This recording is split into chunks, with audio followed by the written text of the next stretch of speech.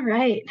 Well, thank you for joining us for today's Quick Bite. My name is Kate Bruner. My pronouns are she, her, and I'm the Youth and Family Services Consultant at the Colorado State Library. I've been working with the Growing Readers Together program for the past 4 years, but the program itself has run for the past 7. Growing Readers Together is a project that focuses on supporting library staff who are developing services, early learning and early literacy services for informal family, friend, and neighbor caregivers in their communities.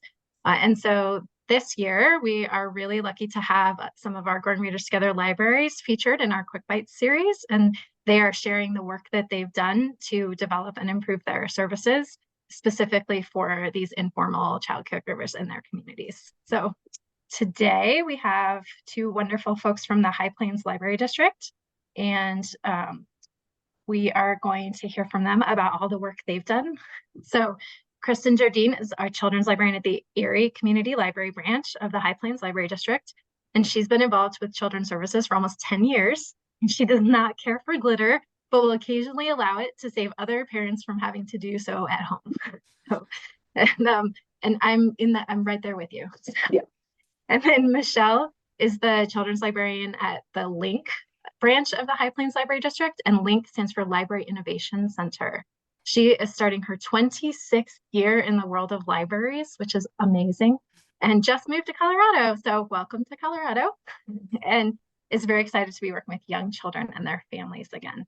I'm going to turn it over to them, and keep an eye on the chat. So if you do have questions, go ahead and put them in the chat, and I'll make sure that we collect those up and get them to Michelle and Kristen. All right, thank you, everybody.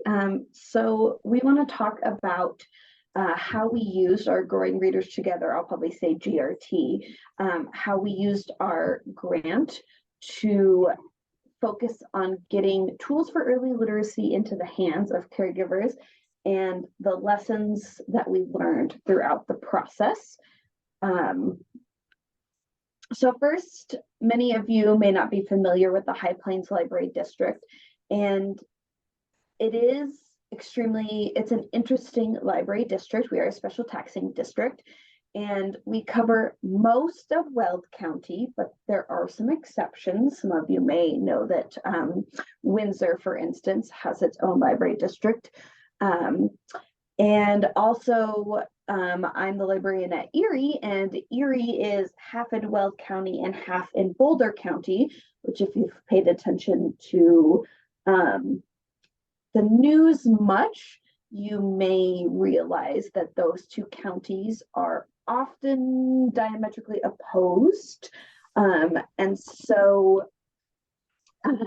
HPLD has an interesting challenge of both being sort of different in the communities it serves, but also I highlighted it. It is 4,000 square mile. Like, it is an absurdly huge district, which we do have a lot of great outreach folks and outreach vehicles. So another thing that brings me to in with the GRT grant is that it's not just as with all districts. You know, we have multiple branches, and in this particular year with the grant and everything, we did decide to form a subcommittee of children's librarians and people in youth services. And so just based on everybody's capacity and availability, not every branch of High Plains had the ability to participate in activities that were grant related. So I think that's just one of the challenges that we faced.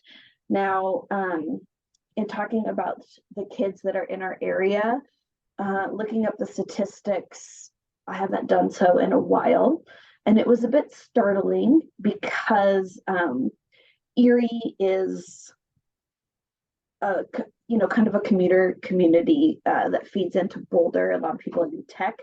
And so only about 4% of residents in Erie and Firestone, which kind of the southern communities of our county, only about 4% of those kiddos are living in poverty. And however, up in the Greeley, Evans area, sort of the northern part of the country, up to 25% of children are technically living in poverty. And I do know that some of our libraries have close partnerships with the food bank, for instance, to provide after school snacks. And so, since it just is interesting to be librarians working for the same goal, but serving such different populations and with such distinct needs. So that's something that we are always grappling with and thinking about, the informal caregivers, the friends, family, neighbors. Primarily, that would be grandparents. But there is the typical mix of grandparents, nannies, the occasional other relative aunts, uncles, older siblings. We did have our Centennial Park Library is in Greeley, and they kind of did an informal survey in one of our last story time sessions and found that about 15% of the adults attending were friends, family, neighbors. So when we originally applied for the grant and started the discussion around how we would use it, we did decide to focus on the Every Child Ready to Read framework of read, sing, talk, write, play. I know that library world and literacy world loves to reintroduce new frameworks every so often, but the Every Child Ready to Read framework is still feels very approachable for caregivers. They're all things that it's natural to do with kiddos. So we did originally sort of plan workshops with maybe a kind of an intensive, like narrowed in focus on early literacy and the Every Child Ready to Read framework.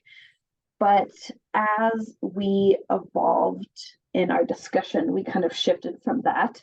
One thing that we did always sort of plan, and that's kind of what I have pictured here, is to have a toolkit to provide early literacy materials for the friends, family, neighbors.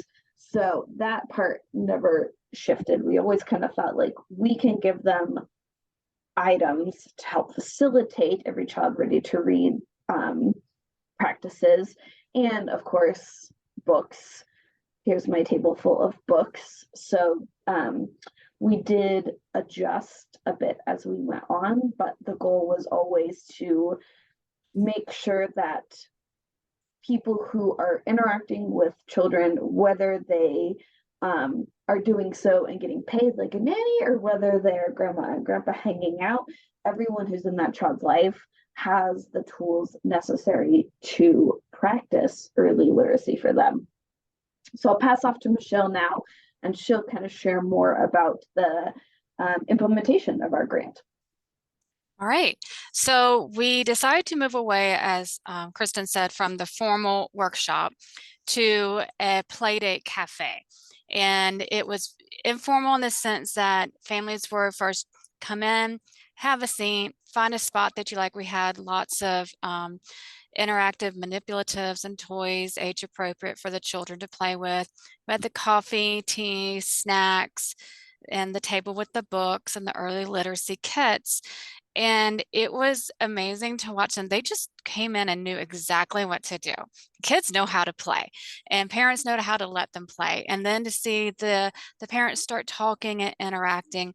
And then once we kind of got settled in, and we've done, I've done one, I have 2 more scheduled.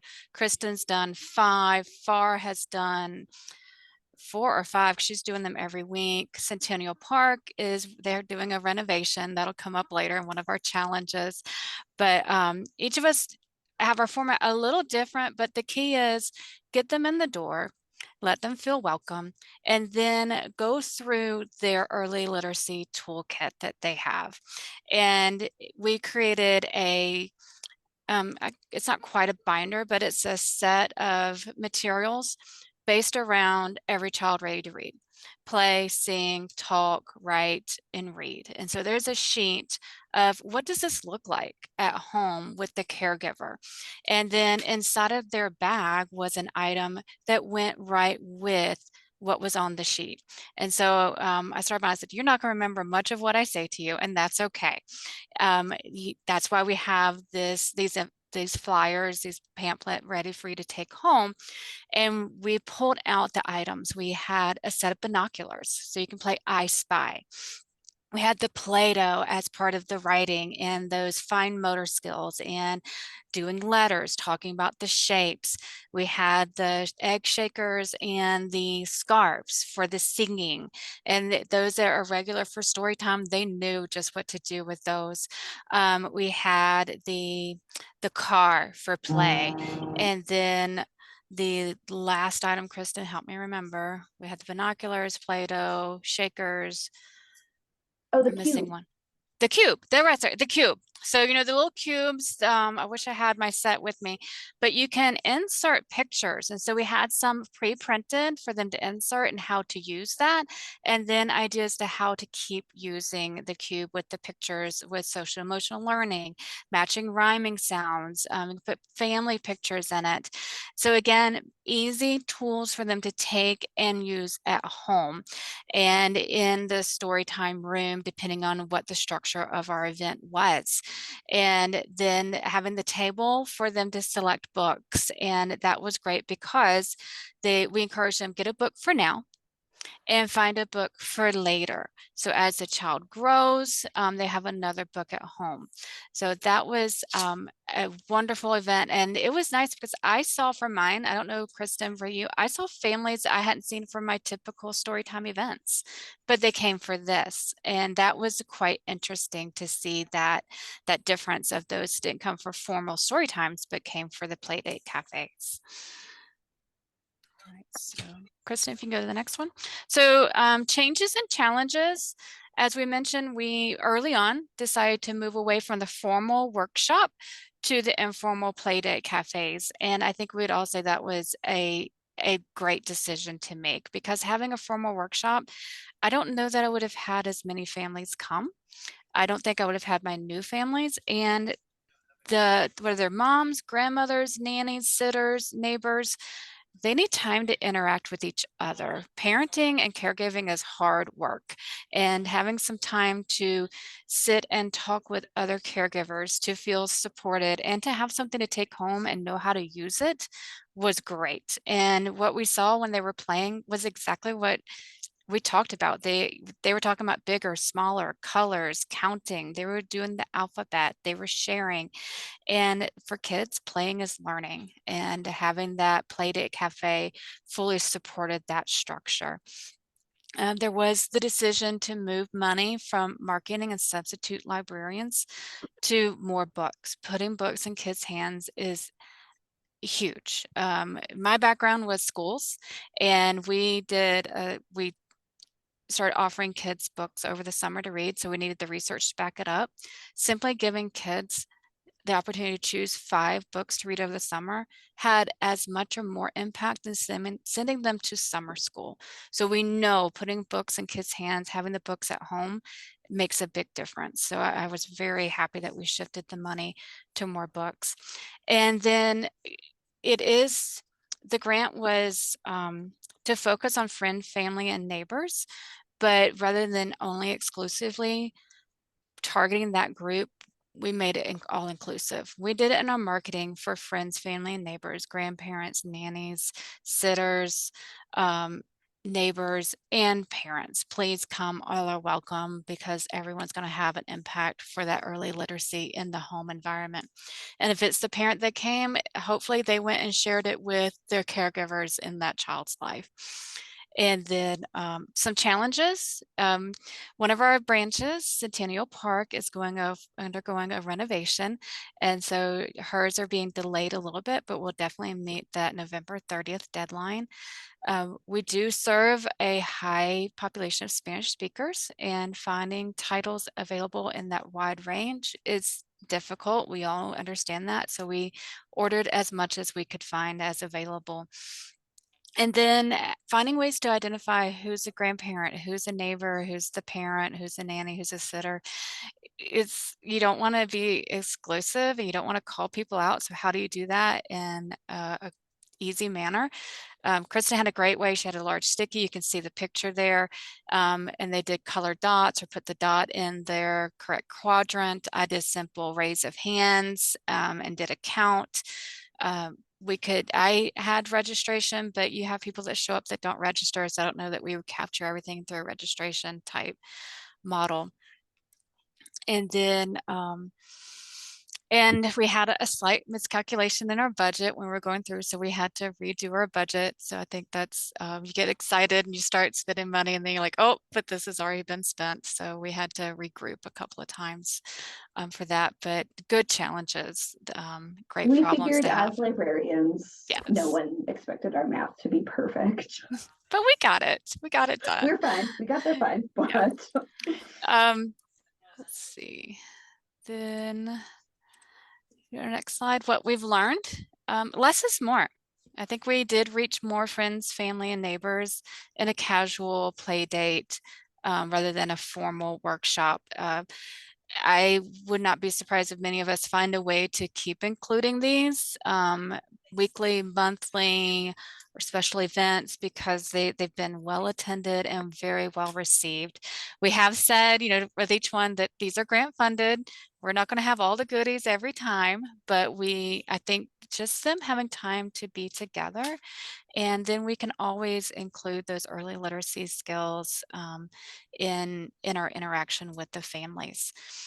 They were all excited to have their toolkit, their toolbox to take home that was in a great plastic bag. So of course they can keep using that in their daily life.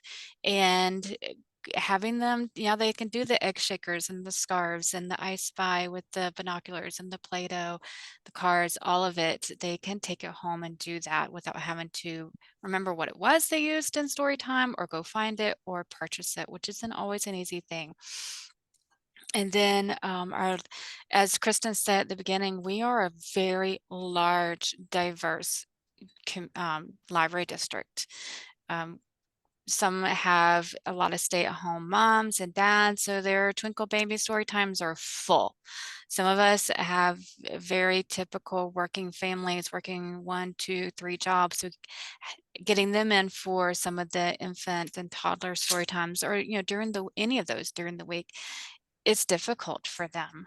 And so I think it's many ways as we can find to offer these at different times.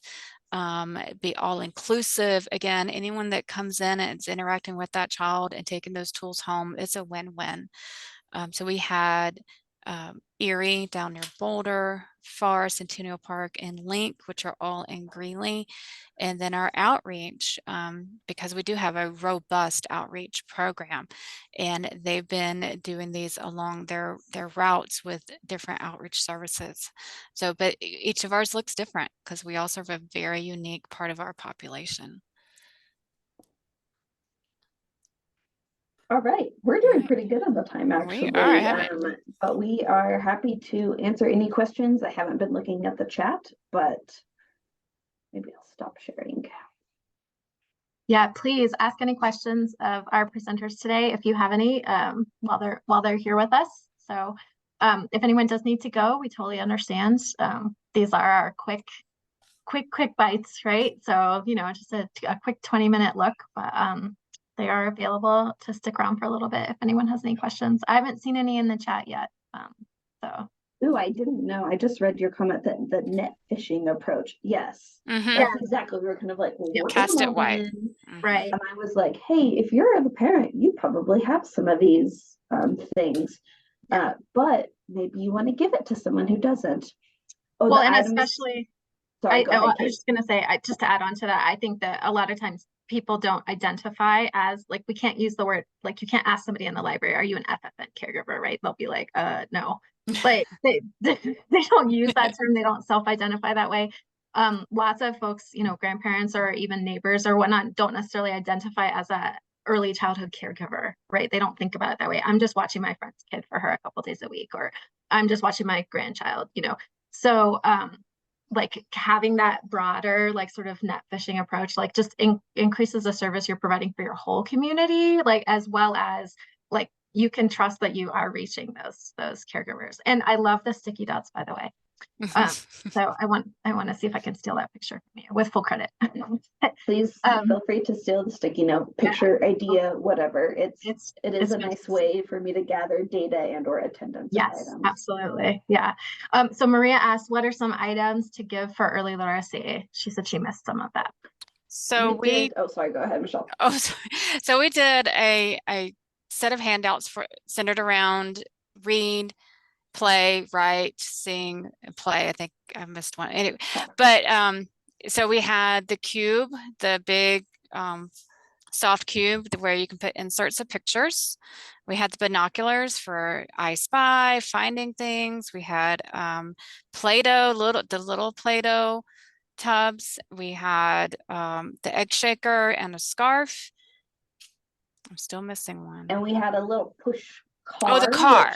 Which seems kind of weird to turn a little like push car into an early literacy tool, but actually when I was doing some research, like there's a lot to talk about when you're playing with the car. You can, faster, slower. You can talk about up, over. Our cars had cute colors and different animals.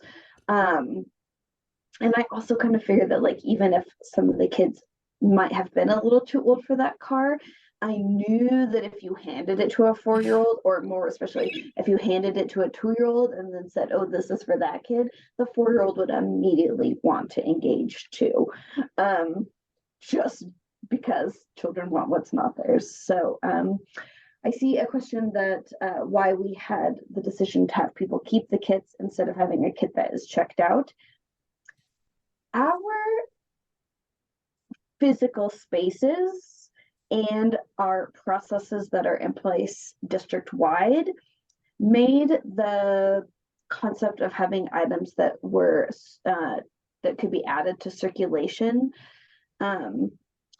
a daunting and unappealing process. I mean, that's just to be honest.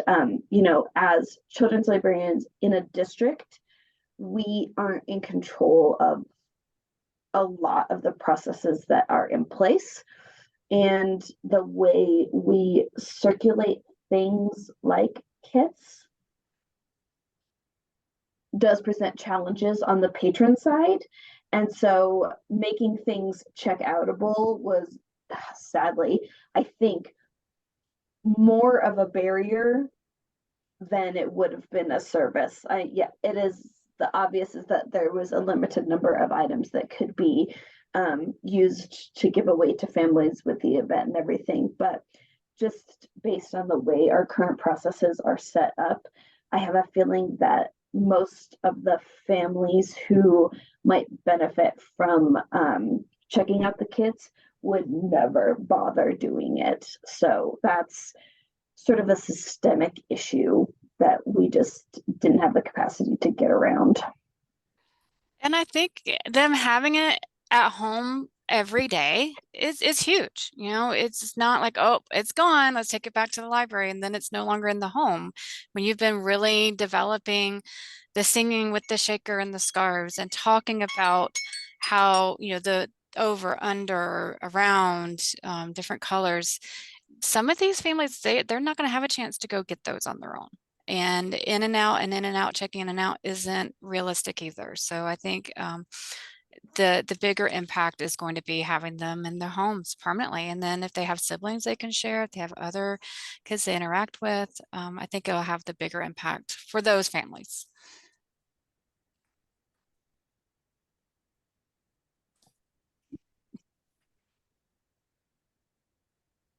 Yeah, and one of the things that we've heard from other participating libraries in the Growing Readers Together program is that along the same lines, like there's concern for some caregivers and parents about checking out something and then losing something and then having to pay replacement fees and costs that creates reticence to like check out a circulating kit. So if their library system is still charging replacement fees for those sorts of things. So again, like having them in the home, knowing that they can take them and that they don't have to keep track of like bringing back all the pieces or worry about replacing pieces if something gets lost is also really beneficial to encouraging engagement with those materials.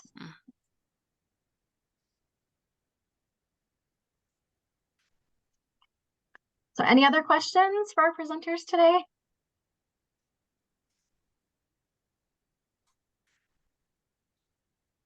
Okay, great. Well, thank you both for sharing all the amazing work that High Plains has done this year for your parents and children and caregivers all across your very diverse community. So just say thank you for all your hard work and for sharing it with everyone today. Yeah, thank you all. Thank you. My pleasure. And thank you everyone for joining us. We will have another Quick Bite session next week where we will hear from another library about the approaches that they took to serving this particular population in their community as well.